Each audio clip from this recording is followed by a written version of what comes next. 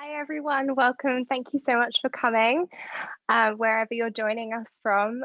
Thank you so much for coming for to the Literary and Creative Arts Commission's first student panel.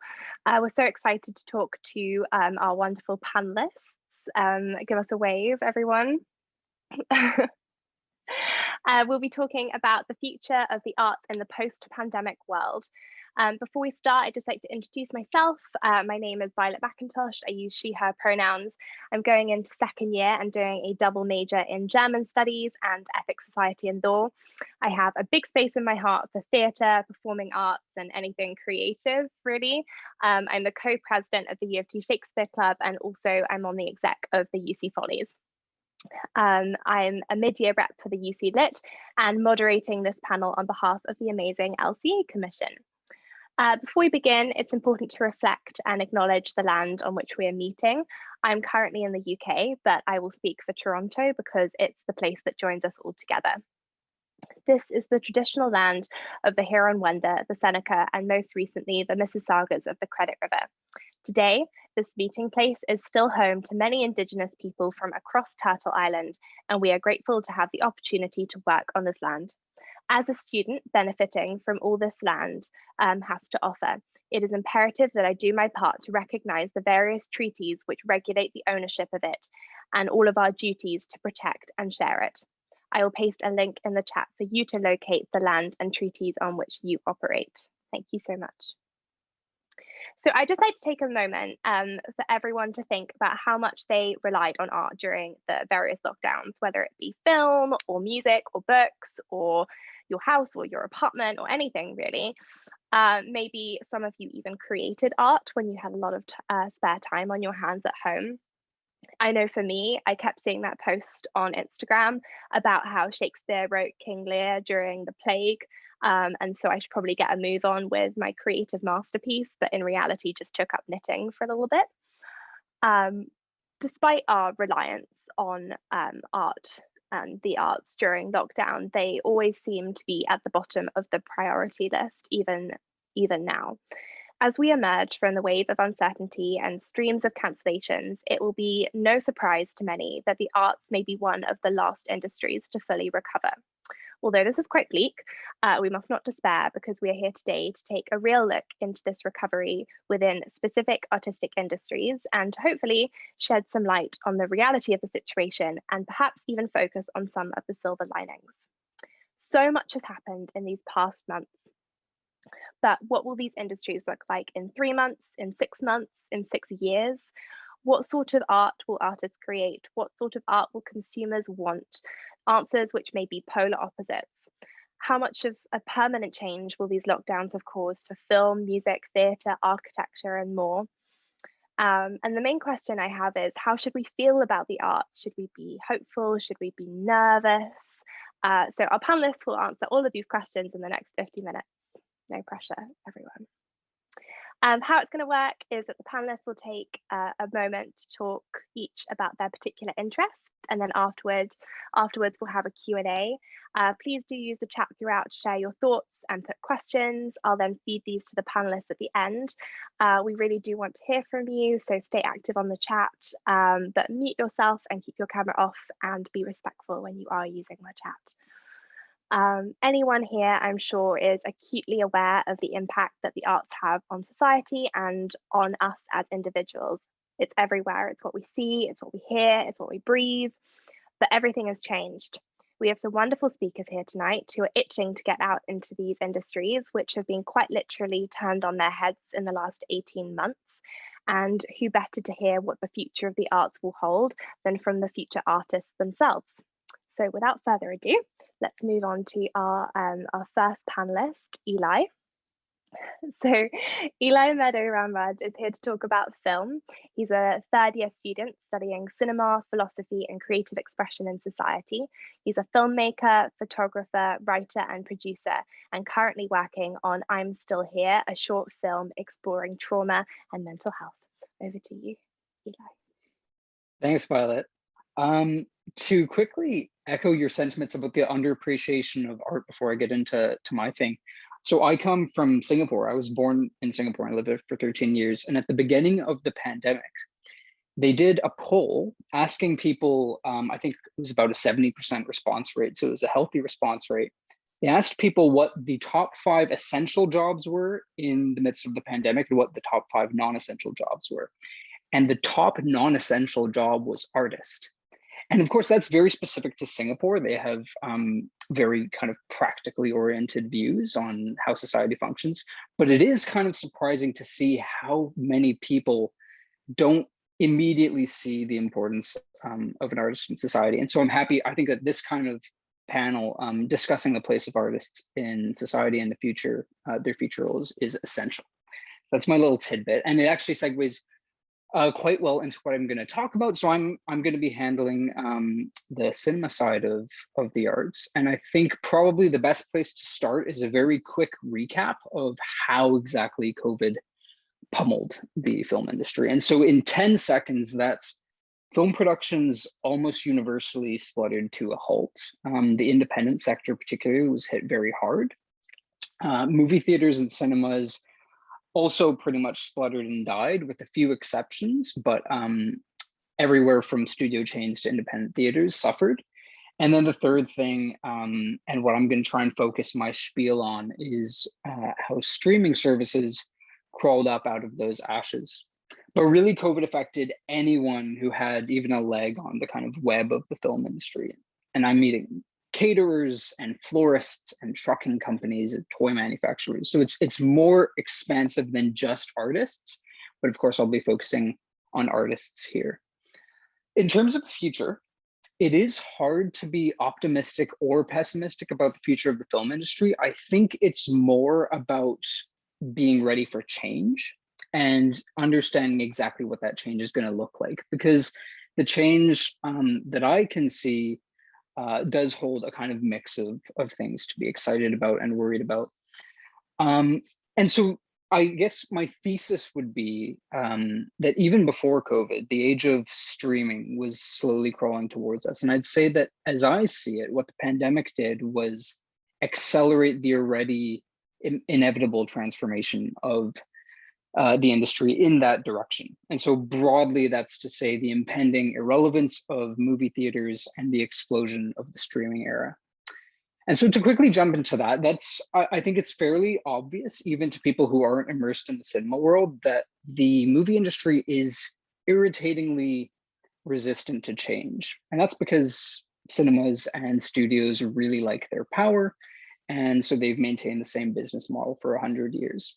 The reason that the pandemic has changed that is quite well accentuated or encapsulated in the case study of Warner Brothers. So during the pandemic, Warner Brothers was initially the love of cinemas because they put Tenet back into theaters. And that tried to boost things up again to mild success. But they very quickly became public enemy #1 when they moved their entire release slate onto HBO Max. And so they were doing a hybrid model where they completely collapsed what's called the VOD window, which is the traditional 90-day window between when a movie hits the theaters to when it's out on streaming platforms and DVD. And so the choice to make that a hybrid model where the release date was the same, there was no gap, really upended things. And to me, the question of how high the streaming service age is going to rise is connected to whether that window is going to stay completely in the rubble or if it's going to rebuild itself. And although Warner Brothers was saying that this is a kind of temporary thing, I think if you look at it a little from a few steps back, you do see that it becomes very, very hard to reverse that kind of change in an industry, mostly because when that window is gone, it actually opened up the cinema industry to a much more flexible state. And so what we saw there was that films get released more in terms of how they're put out into the world, more on a studio by studio basis or on a film by film basis. And so the general momentum is shifting towards a film industry that's less locked into its traditional styles of distribution and exhibition, and more adaptable. And I think we're also going to see that in the future of cinemas themselves, because I don't think that they're going to vanish. I think that there's a fair chance that they're just going to change in terms of becoming more niche and becoming probably more oriented towards an art cinema kind of layout, in that there's going to be more film events than general screenings, because that's something that will actually draw people in, and more of a target to specific regional interests or regional tastes, and potentially, and something that I was seeing before the pandemic, becoming more luxurious, because cinemas used to be palaces. And I think the way that cinemas are going to maintain any relevance is by upping their game, and that'll be through offering different services, relying on the community that we see in in-person events, and trying to differentiate themselves in that way. I'm already going a little bit over time, so I'll wrap up there. I would say to end off that the future of movies is going to very slowly return to normal, but a return to normalcy isn't actually all that much within arm's reach, especially because in the short term, we're going to have to see a huge amount of creativity in terms of how do we avoid large crowd scenes in our films, how do we work with fewer locations and smaller casts, and also how do we work with the fact that it's much, much harder to finance films. And if it's harder to finance films, then we're just going to see, I think, a smaller amount and potentially a more narrow range of diversity in our films, which is worrying. But I think that there's also plenty to be hopeful about. But I'll shut myself up there. Thank you so much. I just have a quick question based on what you were saying. You're talking about the move to streaming, which we're all aware of as well. But do you think that that's a positive thing from your stance as a filmmaker? As in, as a filmmaker, what can Netflix offer you that a studio can't, or vice versa? Mm-hmm. Yeah, that's a good question. I think a big part of the reason that a lot of filmmakers are moving towards and flocking towards Netflix, and a big part of the reason that a lot of the Oscar nominees from last year actually moved from a studio to a Netflix release, is because Netflix is able, because of their business model, they don't have to commission films that are going to appeal to the widest audience possible. And that's often the cause of why a movie that wants to be violent and wants to tackle difficult and sensitive themes can't be rated R, because it needs to appeal to families to be financially viable. Netflix doesn't have to work with those constraints. And so the freedom that it affords filmmakers to work within a specific genre or to be aimed at a very niche audience is often very appealing for people who want to tell a more specific story. Okay, great. Thank you so much. Okay, we're going to leave the world of film for a little bit and venture into all things theatre. We have Kaz Iacovelli to tell us all about that. They're a theatre student with a deep passion for the performing arts and have pursued all aspects from performance to choreography, direction and design. They have been a competitive dancer and performer and are now working mainly as a producer, director and arts administrator. Cass has the pleasure of being an executive producer of the UC Follies this year, as well as president of the Drama Student Union and a coordinator for the Festival of Dance and Drama. Over to you, Cass. Amazing. Thank you, Violet. I'm going to make everyone big again because I had Eli on the big screen to hear those wonderful words. But what I'm going to say today is kind of a little bit, when you started saying streaming, I was like, okay, we're on the same wavelength, but I'm going to talk a little bit live streaming with theater. And also, just as a quick note, Violet was mentioning King Lear. King Lear's like my favorite Shakespeare, and the fact that it was written in a plague just makes a lot more sense now. But basically, kind of what I'm going to start to say is that theater's been through a lot throughout history. It's different now than it always has been. We've had different modes, we've had different mediums for doing it. We've done it for different reasons. Theater started as ritual practice, and now it's, I want to cry with like whoever's on stage saying a joke. Like, it's kind of like, it's always changed. And so when the pandemic started, theater initially kind of became film. So it was like, we had this new mode and medium, which was film, it was Zoom, it was the screen, and traditional theater makers had to learn like completely new skills. So the new realm meant like theater was in kind of a new infancy, if that makes sense. So we're making a lot of mistakes and we don't know what we're doing. Zoom plays start, if you're in the theater world and you've done theater in the past year, Zoom play was what everyone was saying, okay, it's not a movie. It's not a movie. We're not in film, because Eli, we love you, but no, we're not a film kid.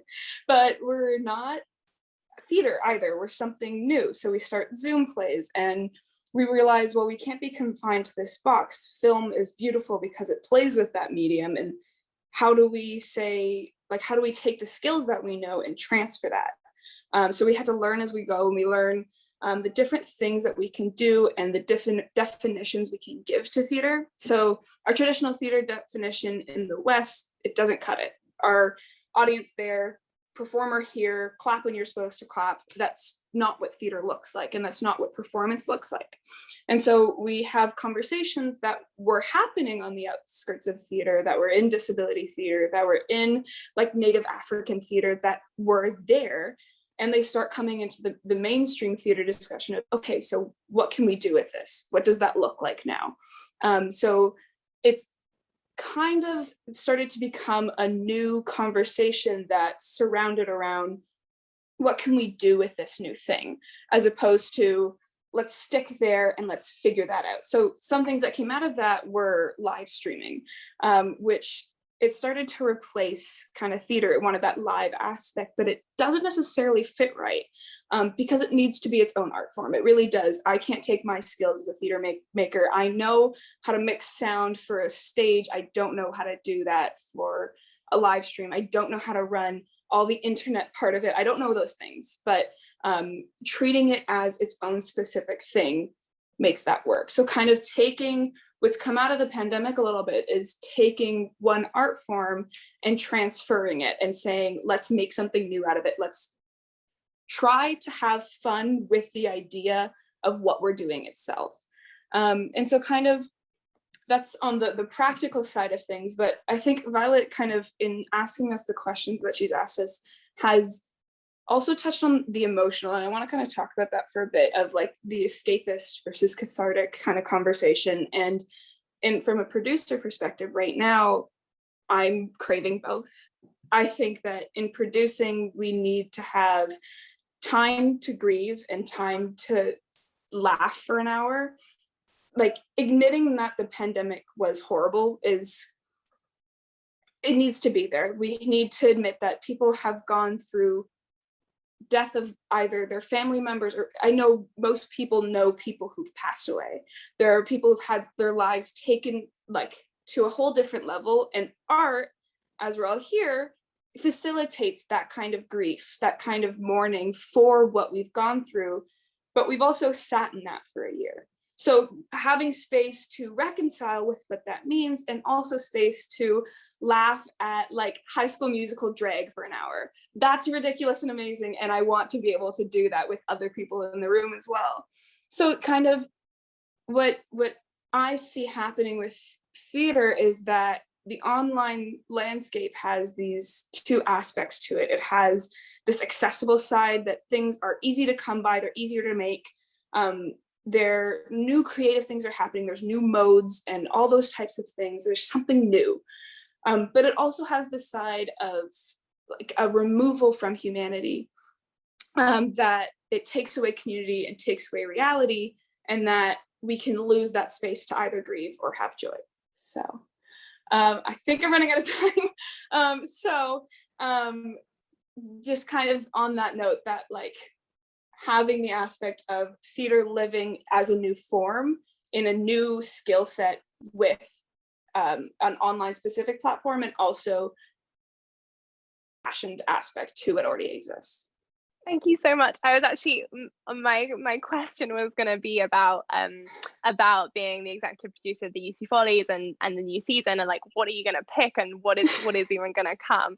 But it's going to be really interesting to see what seasons have. And I agree with you. I think it's going to be a mix of those extremes, like, you know, intense sort of comedy and lightheartedness, and then also the sort of reflection. I just had quick question for you. So as we move hopefully back into more in-person live events, theatre unlike most of the other art forms we're discussing here today, like does require us to do what we have literally been told not to do for several months now, which is gather in enclosed spaces together.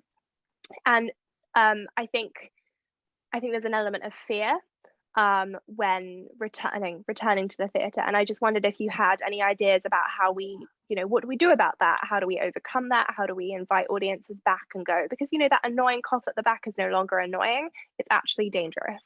And how do we get out of those habits of not wanting to do that and creating the magic of live theatre again? I think that's a fabulous question. I think there's something that like when we took away live theater, it kind of went one of two ways, that you either realized you didn't want or need it, or you realized you really needed it. And I think that if we try to pander to the first audience to say, come back, we want you, if it's pandemic has opened a new door to, this is too scary for me, this is not an art that I enjoy, all those kinds of questions, if that's where they're at, trying to give them something they don't want will not be successful. But kind of starting with the community that's there and saying, I miss being, we're having people who are speaking about music today, but I miss being in a symphony and just listening to music, and I miss being and feeling the music around me, and starting there, and then kind of working from that to grow larger, to say, it's okay, we can come back together again. I hope so, very, very soon. Okay, thank you so much, Kath. Okay, so we're now going to move on to a sort of slightly different branch of, I suppose, theatre. We're going to move on to like comedy and improv. Kevin Porras is going to talk to us about that. He is the U of T Improv Club president for this coming year and has just completed his third year in engineering science, majoring in energy systems. He's been in performing arts since he could walk, and I'm very excited to hear what you have to say. Over to you. Thank you, Violet. That was a great introduction. I'm going to piggyback off of that because it transitions nicely into my discussion. So yeah, I'm Kevin Porras. I am at my core an engineering student, but I have a huge background in theater, and it's truly my soft spot. For me, theater has always been about balance in my life, and I think that different people have balance in different ways, but for me, it's always been performing arts. So like Violet said, I've been doing that since I could walk, and I've been doing that even when I'm doing engineering, 9 to 5. I go back after, and I find some sort of theater group in the community. And that's how I found improv. Actually, I found improv at the University of Toronto. And it is always about balance for me. I say that and I repeat that a lot because I think it's important to mention. And it's about also connecting with people. It's about people, it's about community, it's about balance. So what drew me into improv and the current community that we have now is that the community around it is all about having fun. It's about improv, it's not comedy, but it's also about accepting what comes and accepting mistakes and accepting changes, and just laughing through it and being okay with not being okay.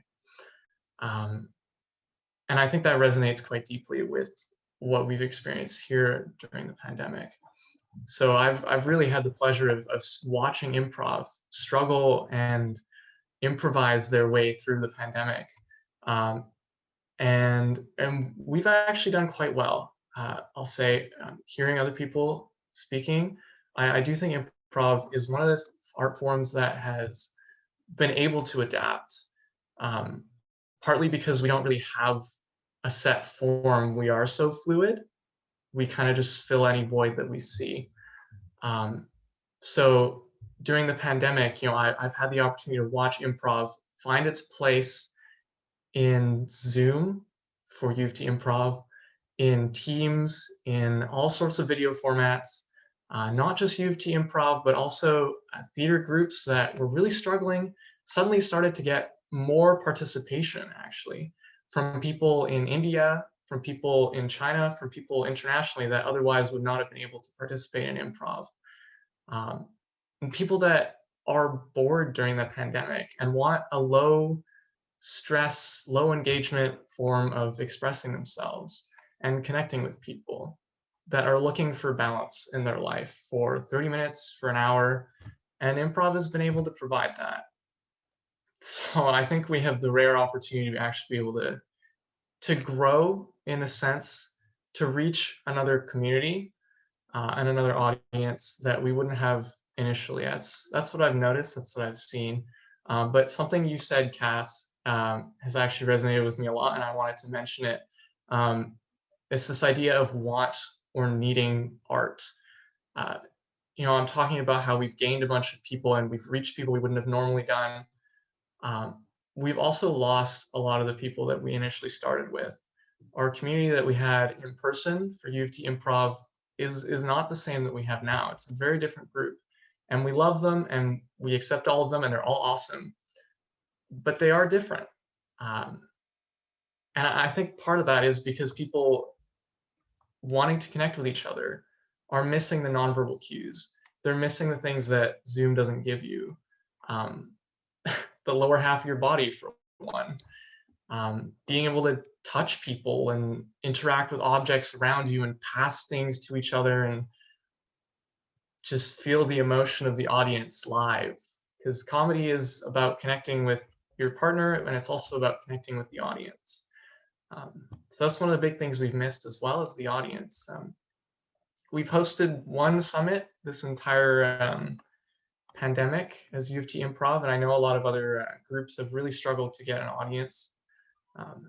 So even though we're thriving, we're reaching other audiences, we're also having trouble getting our improv out from just a small community.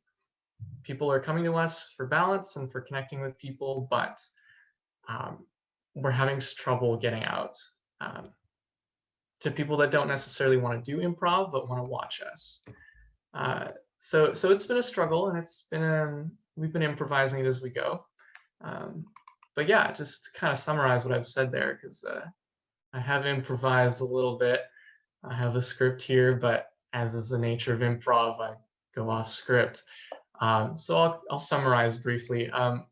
Improv has been growing, and we've reached people online. We've explored a whole new medium that we wouldn't have otherwise done if we would have stayed in person. Because why would you lose that nonverbal cues, those in-person feeling? Why would you do that? But we were forced to, and we ended up growing from it. And that's one of my points. The other point is we have created sort of this place where people can, very low stakes, low engagement, find balance in their life and connect with people that they wouldn't have already done. And third, we're really struggling. The one thing we are really struggling with is getting improv out to people that don't want to do it, but just want to watch it. It's the performance side of it. We can practice, but we have trouble performing. That's what I have to say. Thank you so much for those little insights into improv. I just have a quick question. Just, is there anything, I'm just thinking about it now, is there anything that you positive that came from doing improv on Zoom that you wouldn't have expected? As in, because I think a lot of us went into the sort of, oh, it's half-hearted, everything's on Zoom, but I think with everything there were things that, oh, I can suddenly do this and I can suddenly access that. Was there any silver linings to taking improv onto Zoom?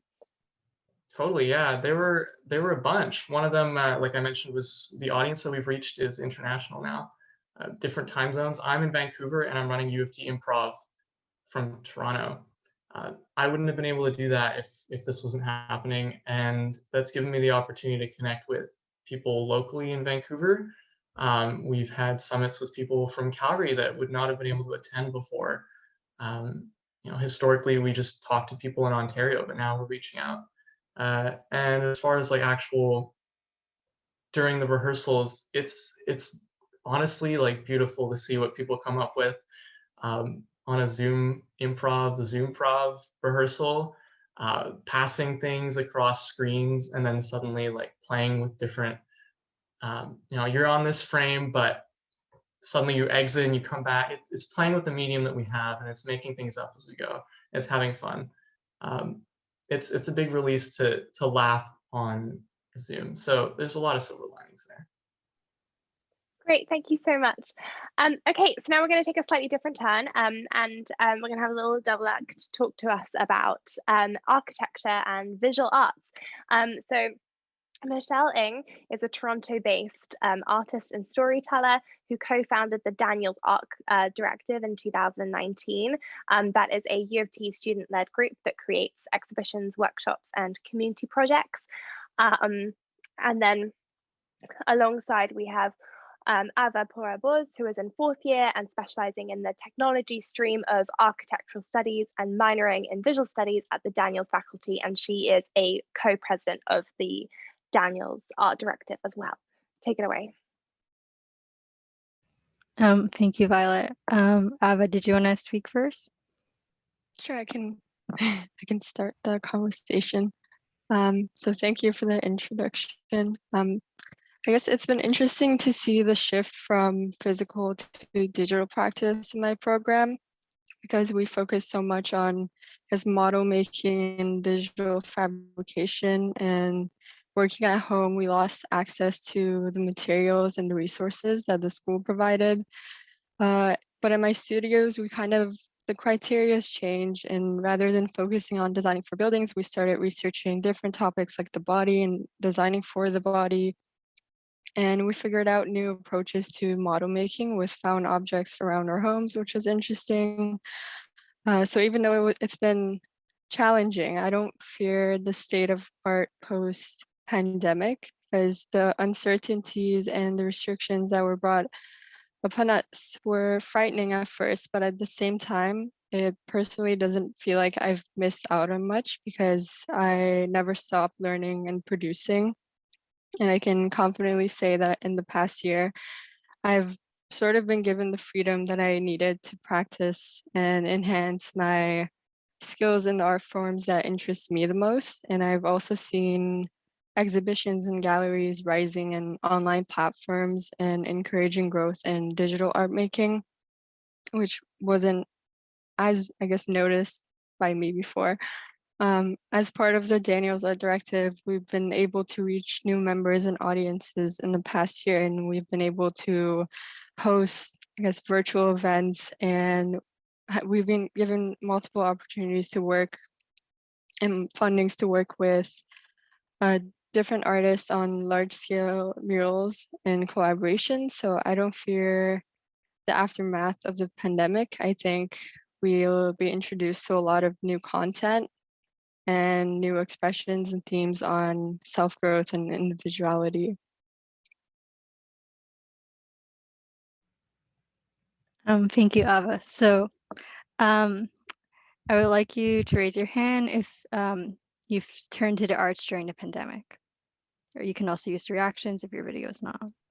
Thank you. So who here is afraid for the future or feeling some sort of fear? I know I'm feeling a little bit, right? Now who's feeling a bit of hope? Nice, great. So as we can see, the intersection of public art and architecture is kind of key to building a future of community building and diversity and equity.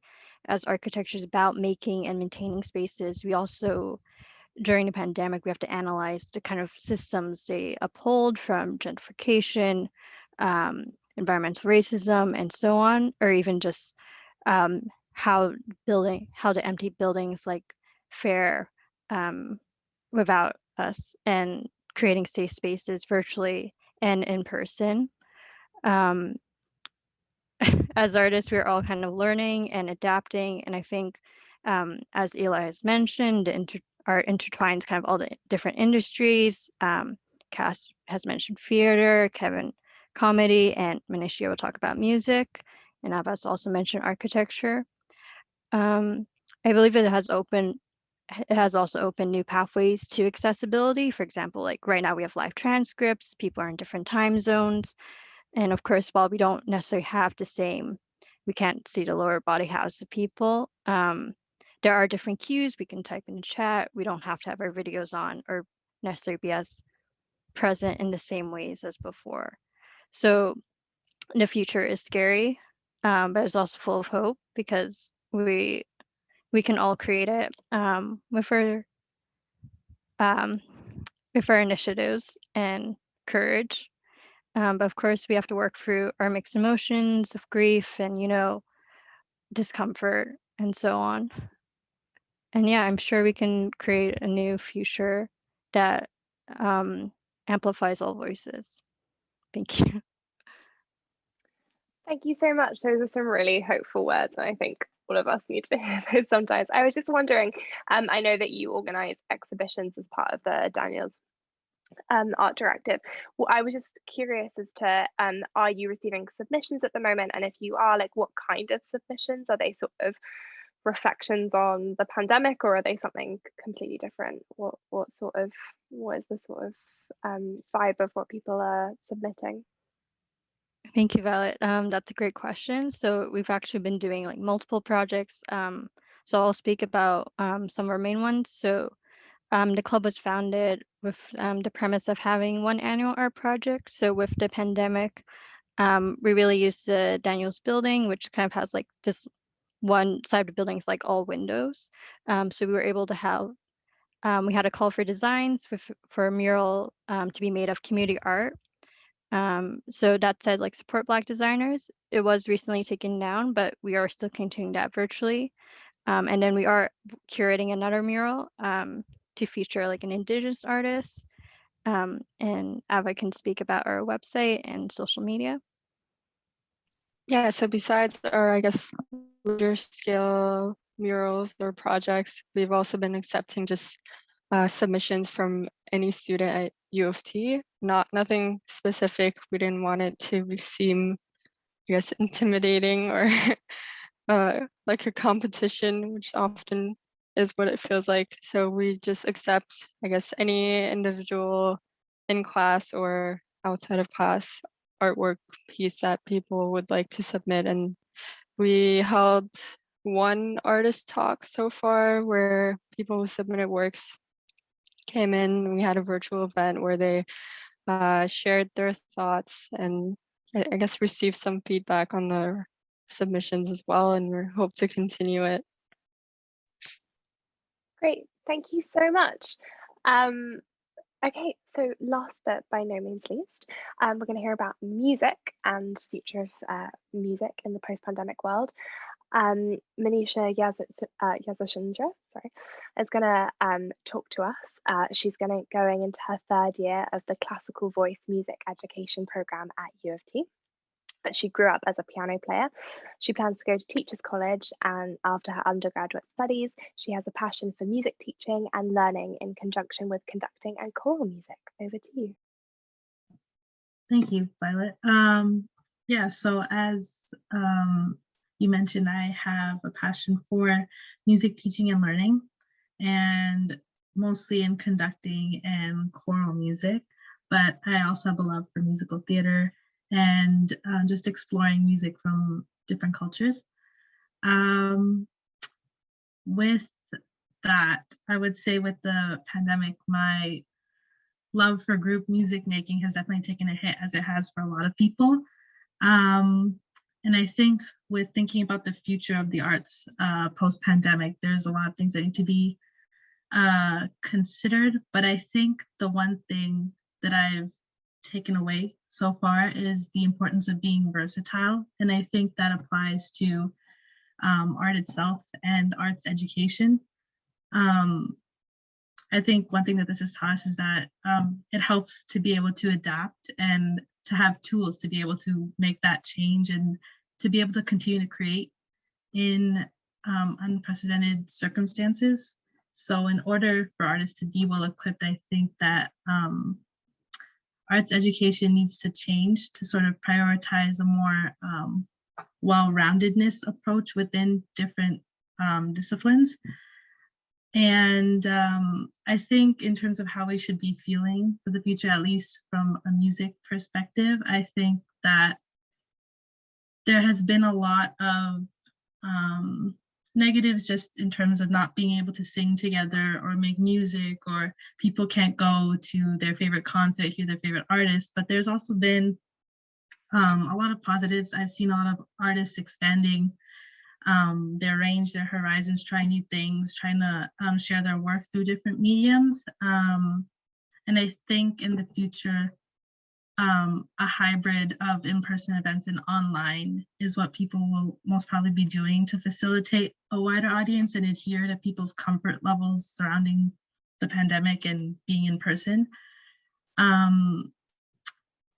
Yeah, and I think that in terms of education and how we go forward in music, I think there's been an emphasis on technology, you know, like how Eli said earlier, how for streaming for film, it's just the pandemic accelerated streaming. And I think it sort of did the same with music, because a lot of music was already being shared, you know, through social media, through streaming platforms. I think the pandemic really pushed that forward. For example, I've seen so many artists just blow up from like TikTok alone. I know like just randomly throughout the day, you might have like a TikTok sound stuck in your head. I think that's probably one of the biggest ways people have been sharing music. And I think it's really cool. And I think that social media has really been a platform for sharing art. And I think that it'll continue to do so. But I think that, yeah, I think that in terms of the type of art that people will put out there, I know we talked a little bit about escapism versus like cathartic art. And I think I'd have to agree with Cass when she said, you know, there needs to be both. And I think we need both because you need that period of grieving and the period of laughter. Because I know a lot of people just miss going to concerts, being able to feel the music resonating inside you, being able to dance at parties, clubs, whatever it is. But then at the same time, everyone's gone through a lot. And it is important to, you know, acknowledge all that. And to also, I think what the pandemic has done is also shine a light on voices that have been sort of,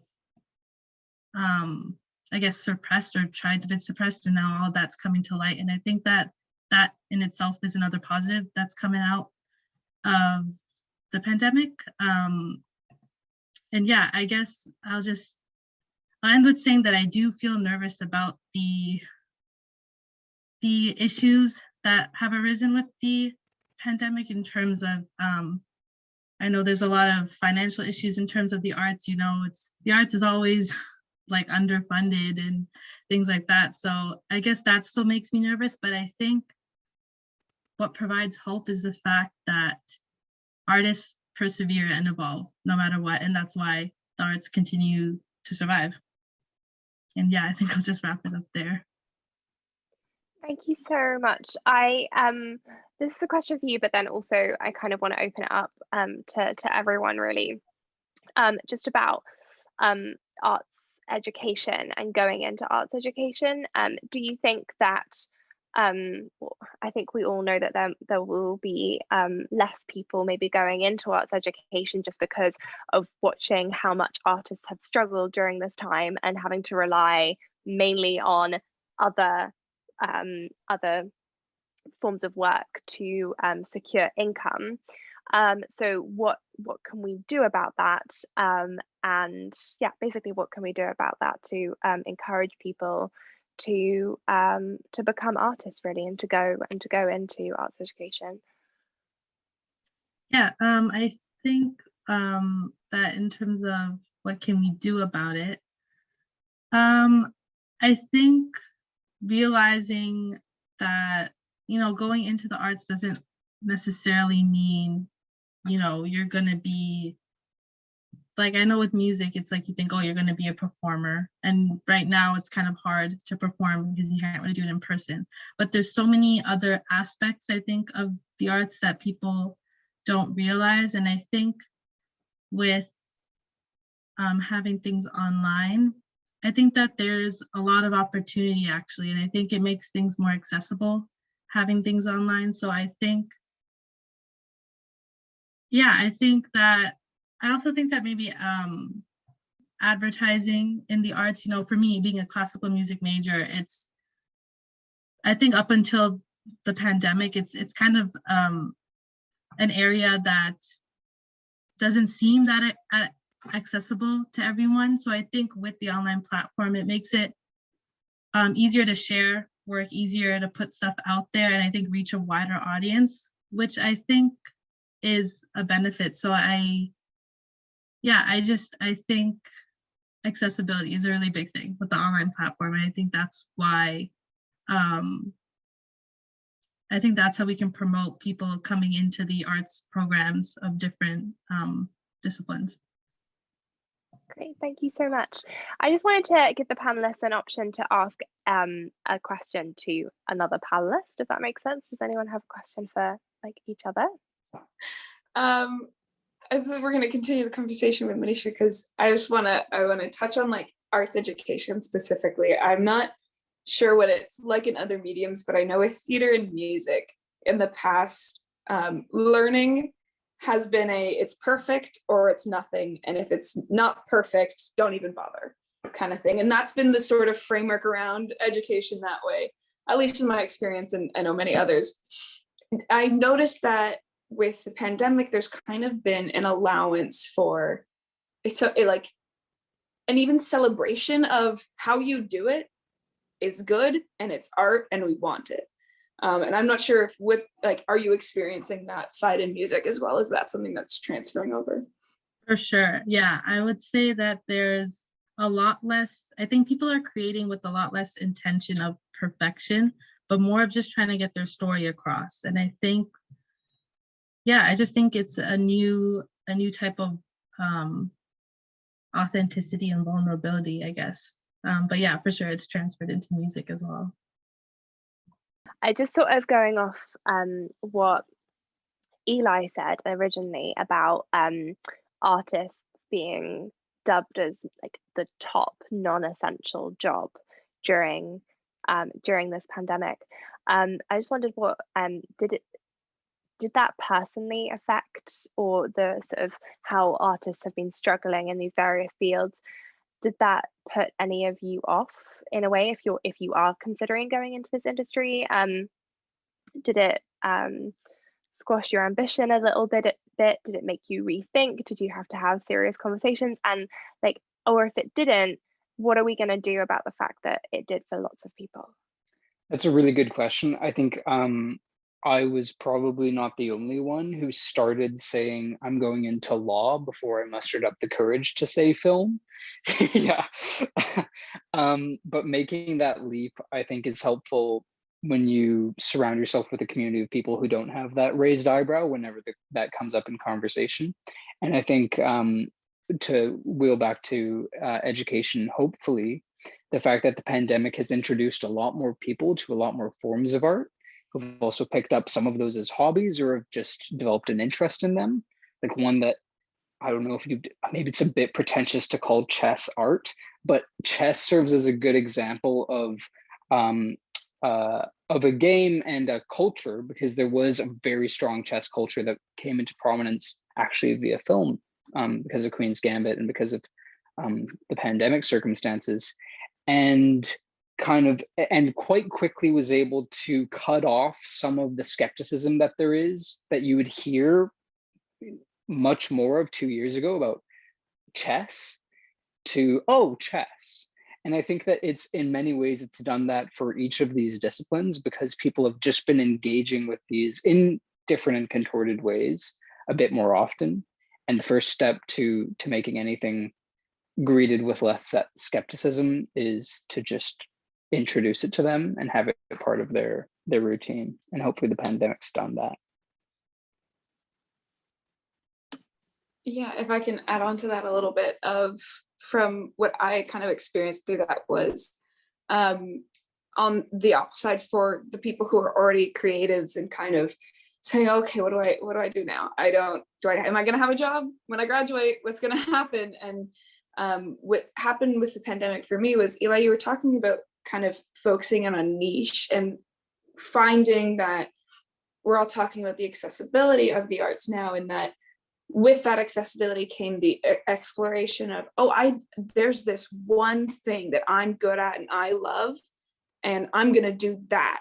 And that's what's going to boost my confidence. So I guess kind of, if that's where your thought pattern is going, is, oh no, oh no, oh no, then look for that. Look for that one thing that it's going to take you there. I think that I think those are the great words, and just sort of something to finish up on. I just wondered if anyone had any final words about any of the silver linings that have come from the pandemic and any positive things. I know lots of you have touched on those things in your talks, and it's so wonderful to hear that. Does anyone have anything else to say about any of the positive things that have come? Because I think we've been focusing on the negative for so long that actually to have a little bit of hope is quite fun. I can try. So I know the economy, for arts, well, arts has the reputation of like, if you go into arts, you'll be broke, which isn't necessarily true for most people. And it, obviously, with capitalism, like, hopefully we can all create and, be able to survive. Sorry, I was trying to go positive. My positive points are that a lot of artists have turned to small businesses, like Manishya has talked about TikTok, where a lot of artists gain like fame that way. There are like more businesses on like Instagram, though that's also not an ideal platform.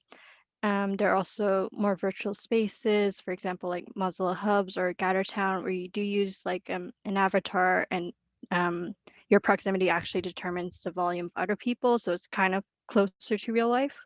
For example, the Toronto Pride Parade was in Mozilla Hubs for 1 year. But yeah, a lot of artists are finding new ways to like center themselves and find platforms. There's also the NFTs, which are environmentally problematic right now, but some artists have like gained so much. Like there's the artist People who like he sold one of his pieces for like, I don't know, thousands or like billions of dollars, I think. But yeah, so there are definitely ways. I think also, considering how most people have turned to arts during the pandemic, there is a greater demand for it, even though it might feel like less, or there's like some more respect being gained, especially with public art and like cathartic and escapist art, in film, theater, comedy, music, and architecture. And then with people, well, if we keep advocating for it, I'm sure we can forge our way forward. That was kind of long, but there we go. I think we will end it there, but I just want to say a huge thank you to all of you. Really interesting insights and pockets of wisdom, and actually lots to look forward to. I actually just want to take this opportunity to thank Hannah Fleisch, the head of the LCA Commission, for all the work she's put in behind the scenes for this event. And also a shout out to the UC Lit's Communications Commission for putting the word out and stuff. And just, I hope that everyone found something that they could take away from tonight. I just thought I'd end with a little quote, which is one of my favorite quotes about the arts, and I just think it's really appropriate for this situation. And that is Orson Welles once said that the enemy of art is the absence of limitations. And I think we can safely say that the severe limitations that the past few months, several months now, have offered will hopefully spark even more creativity than before. And for the doom and gloom, there's actually quite a lot to look forward to. So thank you so much, everyone, for joining, and I hope you have a lovely evening, afternoon, morning, wherever you are. Thank you.